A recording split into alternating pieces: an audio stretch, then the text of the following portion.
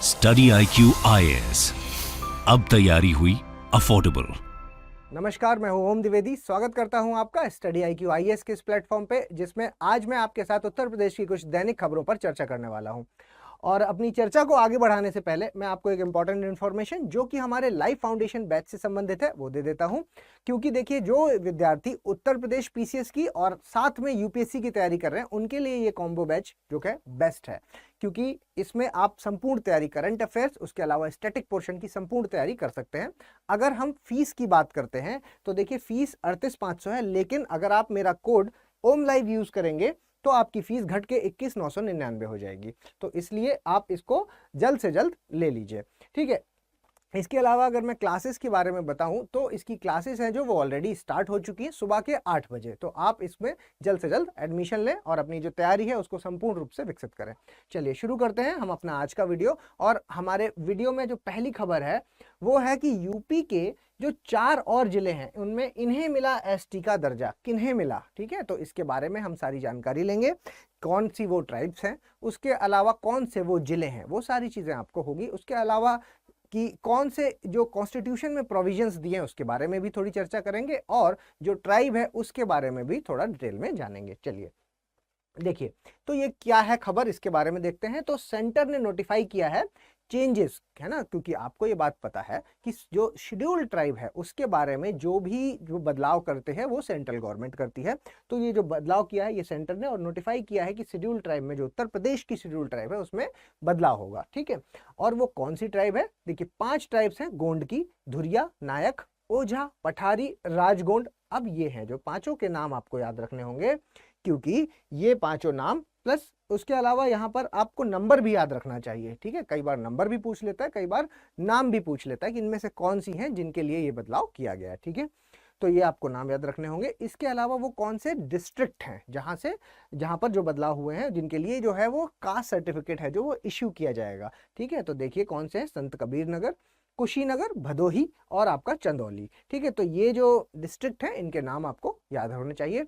इसके अलावा अगर हम इस ट्राइब के बारे में ज़्यादा जानकारी चाहें तो देखिए, आपको नाम राजगोंड जो ट्राइब है उसके नाम से ही आपको समझ में आ रहा होगा कि ये एक रूलिंग क्लास वाली है, ठीक है। तो ये रूलिंग क्लास है गोंड में, वो ट्राइब है जो कि गोंडवाना किंगडम से बिलोंग करती है, ठीक। तो इसके बारे में एक एक्स्ट्रा इन्फॉर्मेशन आपको याद रखनी है। अगर हम इसकी भाषा की बात करें तो भाषा के लिए इसको आप द्रविड़ियन भाषा से लिंक कर सकते हैं। जो द्रविड़ियन भाषा है, जो साउथ इंडिया की जो भाषा है, वहां से इसका लिंकेज देखने को मिलता है। और नाम है देखिए इसको गोंडी, गोंड और कोइथुर, ठीक है। तो ये तीनों नाम भी आपको याद रखने हैं।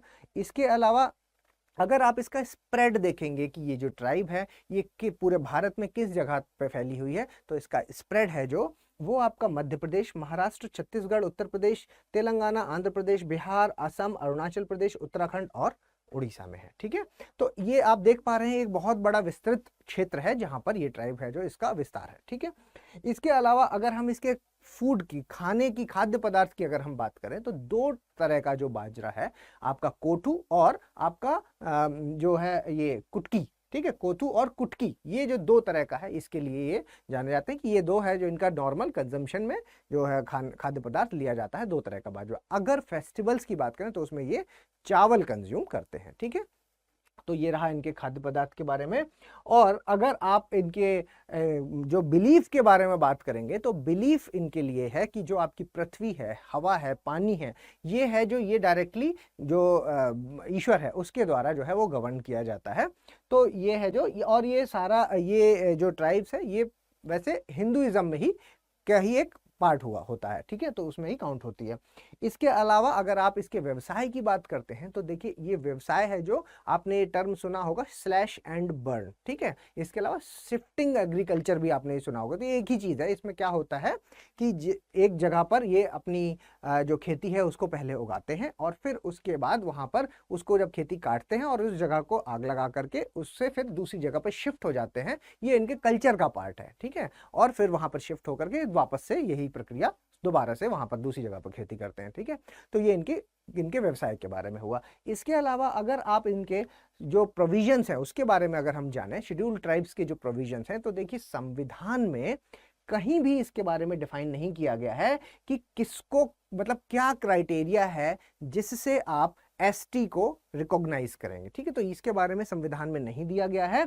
लेकिन अगर आप नोडल एजेंसी की बात करें कि कौन है इसकी नोडल एजेंसी, तो मिनिस्ट्री ऑफ ट्राइबल अफेयर्स है, जो अल्पसंख्यक जो आपकी मिनिस्ट्री ऑफ ट्राइबल अफेयर्स है, वो है जो इसकी नोडल एजेंसी है। ठीक है, उसके अलावा अगर आप पहली बार बात करें कि सबसे पहली बार जो है ये टर्म कहाँ पर देखने को मिला, तो देखिए गवर्नमेंट ऑफ इंडिया एक्ट 1935 है जो, ठीक है, गवर्नमेंट ऑफ इंडिया एक्ट 1935 है, उसमें सबसे पहली बार जो बैकवर्ड ट्राइब है इन प्रोविंशियल असेंबली, ये चीज जो है वो वहां से देखने को मिलती है। इसके अलावा जो प्रोसेस है कि किस प्रोसेस से जो है वो शेड्यूल ट्राइब्स को जो है वो मतलब ये दर्जा दिया जाता है, वो प्रोसेस आपका अनुच्छेद 366 के 25वें भाग में लिखा हुआ है। ठीक है, तो इस पॉइंट में ये जो प्रोसीजर लिखा हुआ है। इसके अलावा अगर इसके बारे में देखेंगे कि कहाँ कहाँ मेंशन है, तो आप कह सकते हैं कि जो 5th शेड्यूल है और जो 6th शेड्यूल है उसमें भी ट्राइबल्स के बारे में जिक्र किया गया है, क्योंकि 5th शेड्यूल में जो है वो वहां पर बताया गया है कि आपका जो एडमिनिस्ट्रेशन है और जो आपका शेड्यूल्ड एरियाज का और एसटीज का जो आपका कंट्रोल है उसके बारे में 5th शेड्यूल में दिया गया है।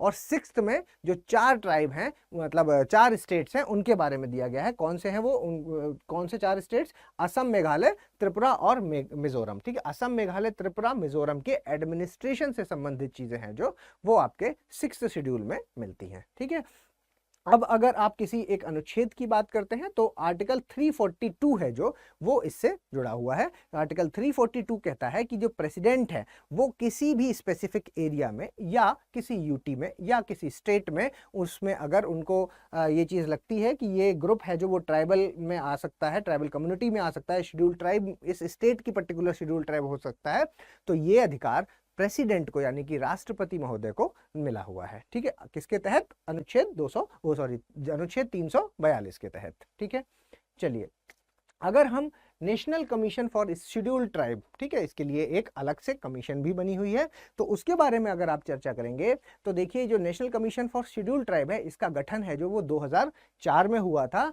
जिसमें आर्टिकल 338 है जो उसको अमेंड करके एक नया आर्टिकल डाला गया था जिसका नाम है 338 ए। ठीक है, और ये डाला गया, और अगर इसके संशोधन की बात करें तो 89वां जो संशोधन था, 89th कॉन्स्टिट्यूशनल अमेंडमेंट एक्ट था जो कि 2003 में हुआ था, उसके तहत ये चीज हुई थी।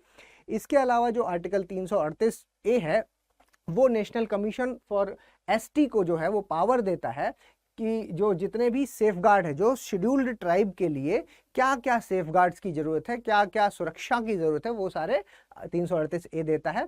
इसके अलावा इसके अगर बॉडी को देखेंगे कि इसमें कौन कौन है, तो देखिए इसमें आपके एक चेयरपर्सन होते हैं, एक वाइस चेयरपर्सन होते हैं और 3 मेंबर होते हैं जिनको कि प्रेसिडेंट है जो वो अपॉइंट करते हैं। तो इतने लोग इस बॉडी में इन्वॉल्व हैं। इसके अलावा अगर आप कंपोजिशन की बात करते हैं तो एक मेंबर है जो वो महिला होना चाहिए, ये इसका एक कंपलसरी फैक्टर है। इसके अलावा जो चेयरपर्सन और वाइस चेयरपर्सन है और जो बचे हुए 3 मेंबर्स हैं वो उनका जो टर्म है वो 3 साल का होता है, 3 साल बाद वापस से नए लोग चुने जाते हैं। इसके अलावा जो मेंबर्स हैं वो जो आपका ये एलिजिबल नहीं है 2 टर्म से ज्यादा के लिए। ठीक है, मैक्सिमम इनको 2 टर्म है जो मतलब एक जैसे 3 साल खत्म होंगे तो दोबारा भी ये वही सेम आदमी भी चुना जा सकता है, लेकिन तीसरी बार नहीं चुना जा सकता। ठीक, तो ये चीज आपको फैक्ट याद रखना है, ये डायरेक्टली पूछे जा सकते हैं, तो इसलिए इनको आप याद रखें। इसके अलावा अगर हम इनके फंक्शंस की बात करते हैं तो फंक्शंस में देखिए जो इन्वेस्टिगेशन करना कि क्या समस्या है या क्या चीज कौन है जिसको हमें इस ट्राइबल ग्रुप में रखना चाहिए, ये सारा काम है जो वो इसी कमीशन का होता है। ठीक है, कोई भी मैटर जो इनके सेफगार्ड से संबंधित है या इनके सोशियो इकोनॉमिक डेवलपमेंट से संबंधित है, वो सारी चीजें हैं जो वो इस कमीशन का काम है। ठीक है, और जो बदलाव होंगे या फिर जो जैसा मैंने पहले भी बताया आपको, ये प्रेसिडेंट के पास ये पावर है कि वो उसमें पूरी तरीके से बदलाव कर सकते हैं, मतलब कि कौन सी ट्राइब है उसको इंसर्ट कर सकते हैं, किसी अगर ट्राइब को हटाना भी है तो वो भी प्रेसिडेंट के पास इसकी पावर है। ठीक है, चलिए आगे बढ़ते हैं। अगली जो खबर है वो हमारी एक मतलब आप कह सकते हैं कि एक डेवलपमेंटल प्रोसेस या गुणात्मक खबर आप कह सकते हैं, जिसमें कि उत्तर प्रदेश गवर्नमेंट है जो वो ऑनलाइन अटेंडेंस के बारे में प्लान कर रहा है, क्योंकि जो ड्रॉप आउट्स है देखिए उत्तर प्रदेश में जो आपका बायोमेट्रिक है जिसके लिए टीचर्स वगैरह के लिए, वो तो पहले से चल रहा है, ठीक है। लेकिन यहाँ पर क्या है, स्टूडेंट्स की जो अटेंडेंस है, जो विद्यार्थियों की अटेंडेंस है, उसको लेकर भी जो है वो जो सेकेंडरी स्कूल्स के विद्यार्थी हैं उनके लिए ऑनलाइन अटेंडेंस का प्रावधान आ रहा है। तो देखिए क्या है भाई डिसीजन, जो आपका उत्तर प्रदेश गवर्नमेंट है जो वो प्लान कर रहा है कि ऑनलाइन अटेंडेंस सिस्टम है जो वो बच्चों में आना चाहिए टू चेक द एब्सेंटिज्म, ठीक है। क्योंकि उत्तर प्रदेश में जो सरकारी स्कूल हैं उनमें जो है वो एब्सेंटिज्म की जो प्रॉब्लम है, अनुपस्थिति की जो प्रॉब्लम है, वो बहुत बड़ी प्रॉब्लम है। तो उसको चेक करने के लिए इसको एक ऑनलाइन सिस्टम डेवलप करने की बात चल रही है। इसके अलावा अगर आप ट्रांजिशन रेट्स की बात करेंगे कि सेकेंडरी से हायर सेकेंडरी स्कूल में उत्तर प्रदेश में कितने लोग जाते हैं, तो उसका रेट बहुत मतलब परसेंटेज काफ़ी हाई है, जो कि 80.4% है, ठीक है। इसके अलावा अगर आप ड्रॉप आउट रेट की बात करें, ड्रॉप आउट रेट से मेरे कहने का मतलब है कि वो विद्यार्थी जो एक बार स्कूल में दाखिला लिया लेकिन उसके बाद दोबारा कहीं भी उनको ट्रैक नहीं किया गया कि उन्होंने कहीं भी दाखिला लिया दोबारा से, ठीक है, तो वो हुए आपके ड्रॉप आउट्स, ठीक। तो उनके अगर हम परसेंटेज की बात करते हैं तो वो 9.7% है। तो ये एक बड़ा मतलब चिंता का विषय है, जिसकी वजह से ये सारा सिस्टम है जो वो डेवलप किया जा रहा है। और आपको जैसा मैंने पहले बताया कि जो आपका बायोमेट्रिक अटेंडेंस का सिस्टम जो कि टीचर्स के लिए, वो पहले से उत्तर प्रदेश में चल रहा है, ठीक। तो इतनी चीज़ें आपको मतलब एक पूरा समग्र रूप से आपके को इसके बारे में थोड़ी सी जानकारी होनी चाहिए, ठीक है। चलिए अगली खबर के बारे में अगर मैं बताता हूं तो देखिए उत्तर प्रदेश राज्य यूथ एथलेटिक चैंपियनशिप, ठीक है, तो ये कहाँ हुई है, कौन इसमें स्वर्ण पदक लाया है, ये सारी चीजें जो फैक्ट है आपको पता है, सीधा पूछा जा सकता है। देखिए जो स्टेट यूथ एथलेटिक चैंपियनशिप है वो बनारस में आयोजित की गई, याद रखना बनारस में, ठीक है। और दो हैं जो कि मेरठ के एथलीट हैं, उन्होंने आपका जो गोल्ड मेडल जीता है किसमें, ऊंची कूद में, यानी कि हाई जंप में, ठीक है। तो उनके नाम आपको याद होने चाहिए। देखिए रीत राठौर है जो उन्होंने जीता, और आकाश, ठीक है, इनका ये जंप की जरूरत नहीं है उतना, लेकिन हाँ आप ये नाम जरूर, रीत राठौर और आकाश का नाम आपको याद होना चाहिए, क्योंकि ये उत्तर प्रदेश के हैं तो यहाँ से डायरेक्टली पूछे जा सकते हैं, ठीक है। उसके अलावा देखिए अरुणाचल का जो कल्चरल टीम है उसने परफॉर्म किया ताज महोत्सव इन उत्तर प्रदेश, ठीक। तो इसके बारे में आपको जानकारी होनी चाहिए कि अरुणाचल की कौन से वो कम्युनिटी हैं जिन्होंने ये चीज़ जो है वो इसके साथ इन्वॉल्व है, ठीक है। आगे बढ़ते हैं। देखिए क्या है भाई ताज महोत्सव, ये एक एनुअल कल्चरल फेस्ट है जो कि हर साल ऑर्गेनाइज किया जाता है। एनुअल बोला मैंने तो इसका मतलब है कि हर साल होता है, वो सालाना बेसिस पर होता है।